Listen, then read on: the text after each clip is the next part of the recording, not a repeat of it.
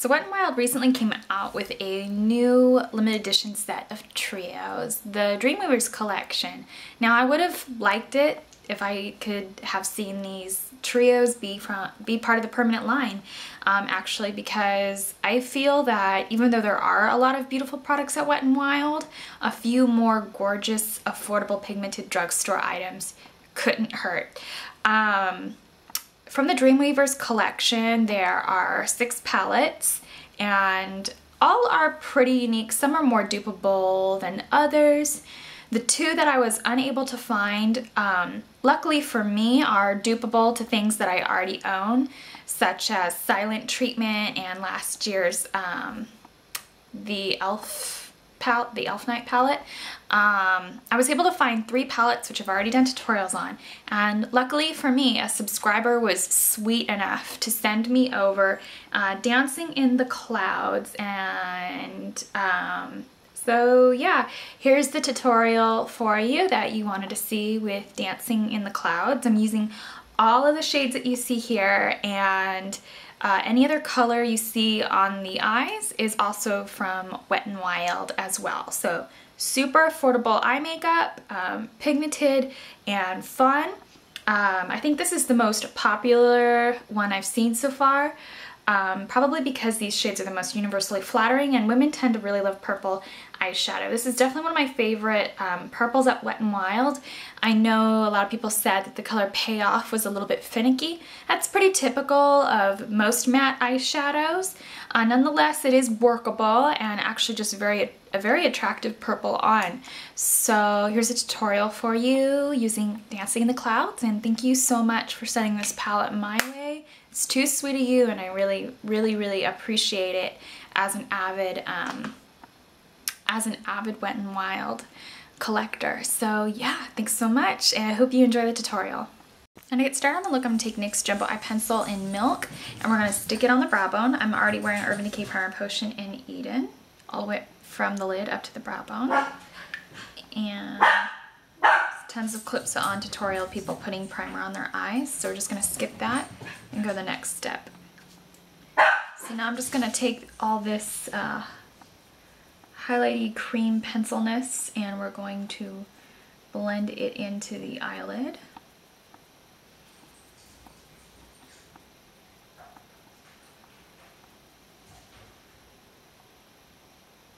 And the tear duct.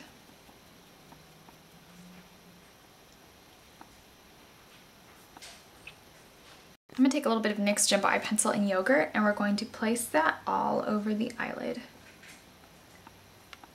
I'm just going to blend that in with my finger. It's going to allow these gold, pink, purple shades to like stick a little bit better and bring out their color payoff. I'm going to take the palette, Dancing in the Clouds. Sorry I accidentally tore off the sticker. I haven't done that in a really long time.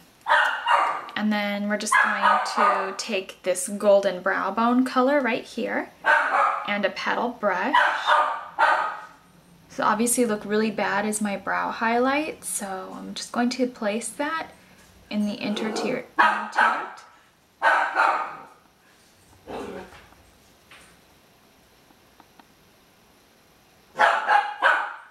There's seriously a car driving by and my dog has to bark. So just placing that a little underneath the eye and in the inner tear duct with the little edge of the petal. So far, I'm going to take the eyelid shade, which is just this pretty salmon-y color. There'll be swatches and reviews of all the palettes I've managed to get a hold of on my blog spot if you'd like to check this out. And I'll edit my review and include this one once I've used it and see how it wears. I'm going to put that in the outer 3/4 or so of my eye. Now I'm going to take that same gold color that we used before, and I'm just going to stick that where the two colors kind of meet so that it blends in a little bit easier. I'm going to take this salmon-y lid color And we're going to blend that in with a dupe of the 217, and it's Sigma's E25 I got as a sample. Sigma does make a flax kit, which I'd like to get one day. And we're just going to blend that into the crease.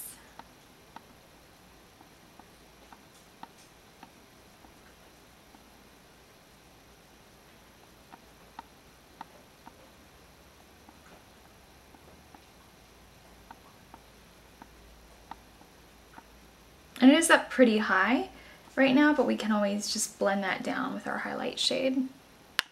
I'm going to take the Wet n Wild Vanity palette. This is just an oldie but goodie everyone should have in their kit. And we're going to take this peachy color and we're going to take this up on the e.l.f. C brush, which you could use as a highlighter, a lid brush, or a crease brush. It's $3 from the Studio line. And we're just going to blend down the line of that brow bone. And there is a little concealer underneath my brow as well as an NYX Jumbo eye pencil. So that's going to stick and make a very clean brow very nicely.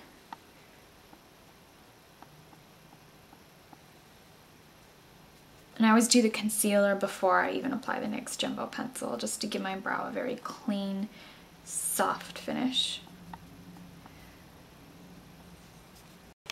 Now we're going to take a little bit of tape. You want to make sure that the tape isn't too sticky, otherwise it's going to pull on your eye.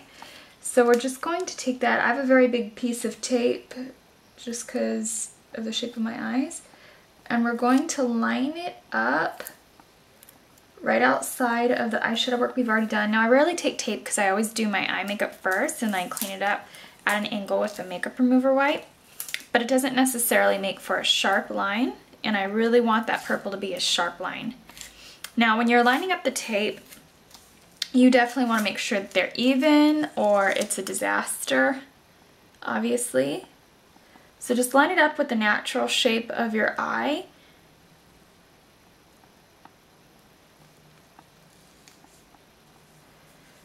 And just analyze them before you start. If they look a little off, they probably are.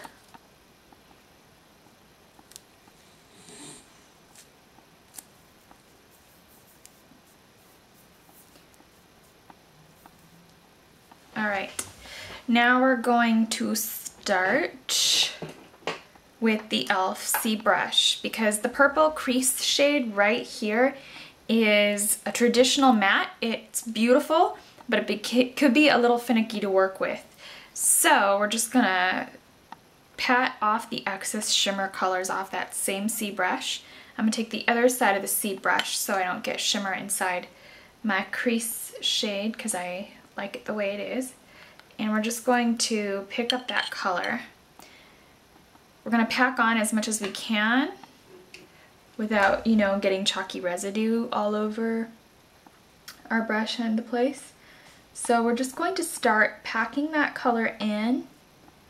When it comes to mattes, if you blend them on, they may never really show up to your desired magnitude. So we're just going to go in and pat on that shade.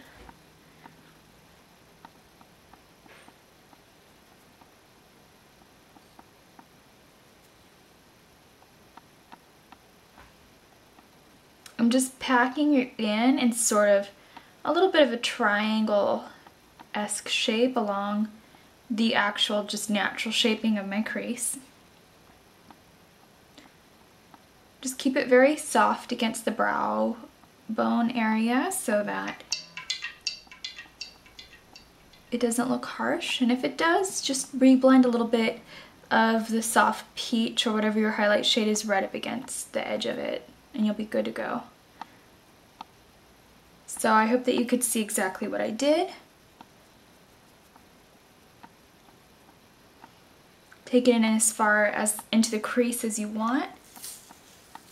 And then you just have that beautiful hint of purple. So I think this is a really fun look for day, night, or evening. If you want to do it for work, I would just change the shape to a little bit more subtle, and I think you'd be good to go.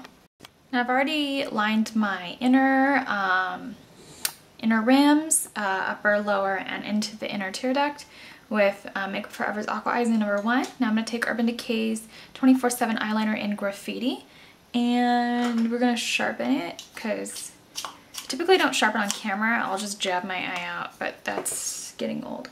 So we're just going to line the lower lash line.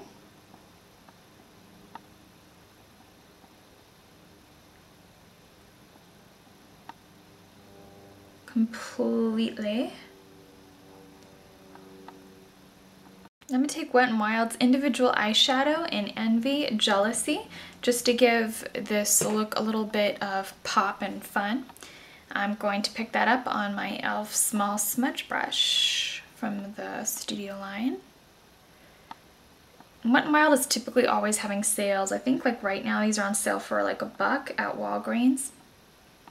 So it's nothing really, and a lot of times you can get one palette, the other one free. So if you were to get a trio, you'd probably be able to get the Vanity palette.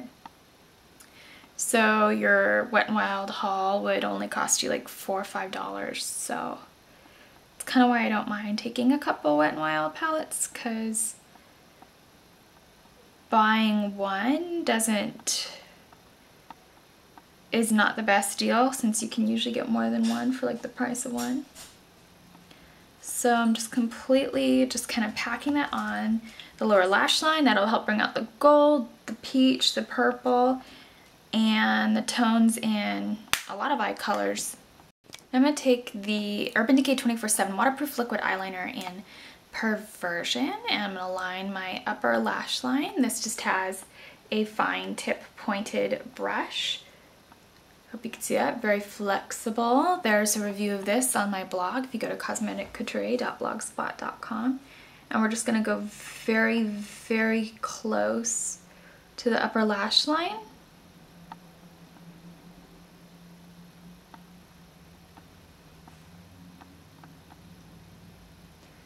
I feel when you're working with these, that does help give like the best control. Just go very close. I'm not going to do a wing. I'm just going to do very, very refined, kind of barely there. I kind of want that wing to be more of the look than a cat eye to go with that sort of wing. Now these lashes are completely man-made fabricated. So the band is a little stiffer with plastic lashes, which are actually really great for hooded eyes or very almond eyes. I'm part Native American, so I have very almond eyes, but I'm also part Caucasian, so my eyes are very round at the exact same time. So I have to bend them in such a way. So they take on this kind of odd appearance, which is generally why I prefer the more natural lashes, because they have a more flexible band. But these are great if you have hooded eyes. So I'm just going to take a little bit of my Wet n Wild Mega Plump mascara and sort of mesh my eyelashes into them. I don't typically put mascara ever on false eyelashes, but in this case I don't think, I'd rather just only be able to wear them once than have them look bad a few times. So mascara does shorten the lifespan of your lashes, obviously, because mascara can get clumpy.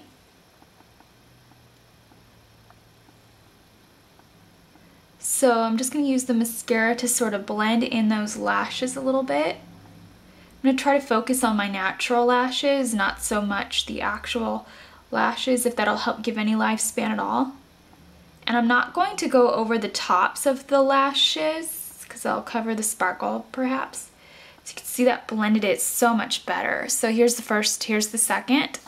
And we are going to take a little bit of liquid liner. Make sure you open up the long end first because the product is actually housed in the short end. Don't worry, there's still plenty of product in these. It's actually more than the Steel Stay All Day that I used to use, which I still love. I just wanted to try this one out. And we're just going to go over the top of that and sort of blend it in. So whenever you get a lash that doesn't exactly blend into your lashes or on the eye, here's an extra measure you could take.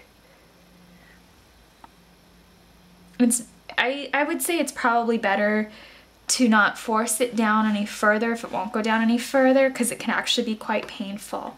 So as you can see, that gives like a nice seamless finished appearance to the finished eye. Now I've already put on my foundation, my cream bronzer, and powdered my face. Now I'm just going to take a little bit of MAC's Mineralize blush.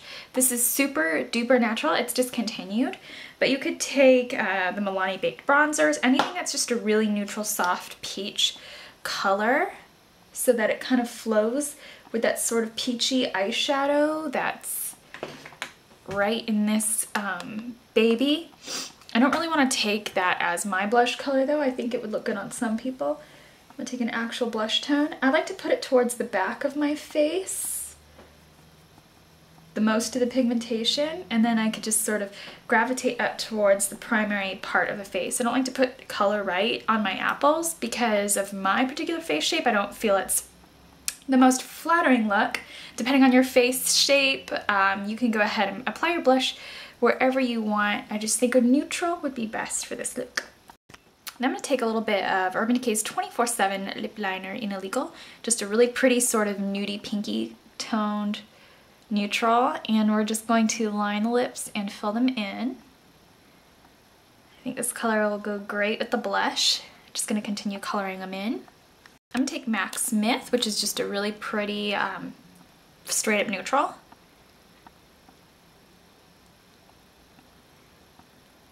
This is a satin, so it's a little firm.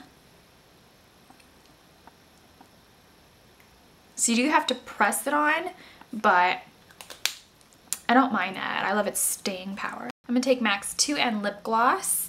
I wish I knew of a good cruelty-free dupe for this. There probably is one out there. It's not a horribly original color, but it's just actually one of my favorite colors. It's just a super opaque nude that's kind of in the vein of MAC's Myth.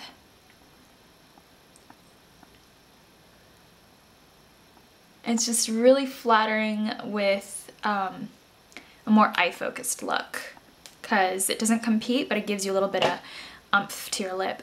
So I hope that you enjoyed this look. I had a lot of fun putting it together, and thanks so much for watching.